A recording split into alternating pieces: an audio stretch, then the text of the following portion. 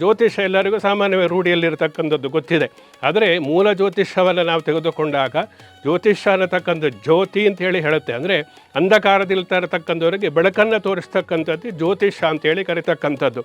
ಇದೆಲ್ಲ ಆಕಾಶಕಾಯಗಳು ಅಂದರೆ ಸ್ಪೇಸ್, ಆಕಾಶದಲ್ಲಿರತಕ್ಕಂತಹ ಗ್ರಹ ನಕ್ಷತ್ರಗಳ ಇದರ ಬಗ್ಗೆ ಅಧ್ಯಯನವನ್ನು ಮಾಡತಕ್ಕಂಥದ್ದು ಏನಿದೆ ಅದಕ್ಕೆ ನಾವು ಜ್ಯೋತಿಷ್ಯ ಶಾಸ್ತ್ರ ಅಂತೇಳಿ ನಾವು ಹೇಳ್ತೀವಿ.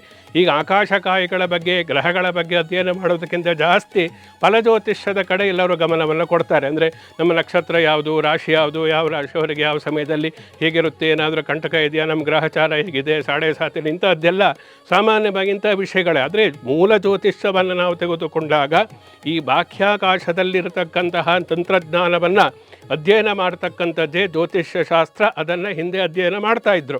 ಅದೇನೋ ನಾವು ನೋಡ್ಬೋದು, ಇವೆಲ್ಲ ಆರ್ಯಭಟ ಇರ್ಬೋದು, ಪರಾಶರರಿರ್ಬೋದು, ಇಂತಹ ಎಲ್ಲೆಲ್ಲ ವಿಶೇಷವಾದಂತಹ ಬಾಹ್ಯಾಕಾಶ ತಂತ್ರಜ್ಞ ಋಷಿಗಳು ಅವರೆಲ್ಲರೂ ಕೂಡ ಜ್ಯೋತಿಷ್ಯವನ್ನು ಹೀಗೆ ಅಂತೇಳಿ ಹೇಳಿದ್ದಾರೆ. ಸೂರ್ಯನಿಂದ ಎಷ್ಟು ಕಿರಣಗಳು ಬರುತ್ತೆ, ಯಾರಿಗಾದರೂ ಗೊತ್ತಿರೋ ಸಾಮಾನ್ಯ ಗೊತ್ತಿರುವುದಿಲ್ಲ. ಅಂತಹ ಕಿರಣಗಳು ಮೇಲೆ ಎಷ್ಟು ಹೋಗುತ್ತೆ, ಒಂದು ಬೆಳಕೊಂದಲ ಸುತ್ತಲೂ ಕೂಡ ಪ್ರಕಾಶ ಅನ್ನತಕ್ಕಂಥದ್ದು ಪಸರಿಸುತ್ತೆ. ಆದರೆ ಆ ಸೂರ್ಯನ ಕಿರಣಗಳು ಭೂಮಿಗೆ ಬರತಕ್ಕಂಥದ್ದು ಎಷ್ಟು, ಯಾವ ಕಿರಣಗಳು ಸೂರ್ಯ ಯಾವ ರಾಶಿಯಲ್ಲಿ ಇದ್ದಾಗ ಯಾವ ರೀತಿಯಾದಂತಹ ಒಂದು ಕಿರಣಗಳು ಭೂಮಿಯ ಪ್ರಕೃತಿಯನ್ನು ಮುಟ್ಟುತ್ತೆ ಅನ್ನತಕ್ಕಂಥದ್ದು.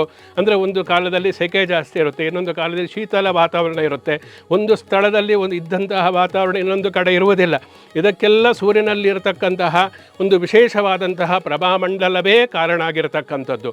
ಆದ್ದರಿಂದ ಈ ಎಲ್ಲ ಸೂರ್ಯನಿಗೆ ಸಂಬಂಧಪಟ್ಟಂತೆ, ಆಕಾಶಕ್ಕೆ ಸಂಬಂಧಪಟ್ಟಂತೆ ಸೂರ್ಯ, ಚಂದ್ರ, ಅಂಗಾರಕ, ಬುಧ, ಗುರು, ಶುಕ್ರ, ಶನಿ, ರಾಹು, ಕೇತು, ಗ್ರಹಣಗಳು ಇವೆಲ್ಲವನ್ನು ನಾವು ಅಧ್ಯಯನ ಮಾಡತಕ್ಕಂಥದ್ದು ಜ್ಯೋತಿಷ್ಯ ಶಾಸ್ತ್ರ. ಇದೆಲ್ಲ ವೇದಾಂಗಗಳು.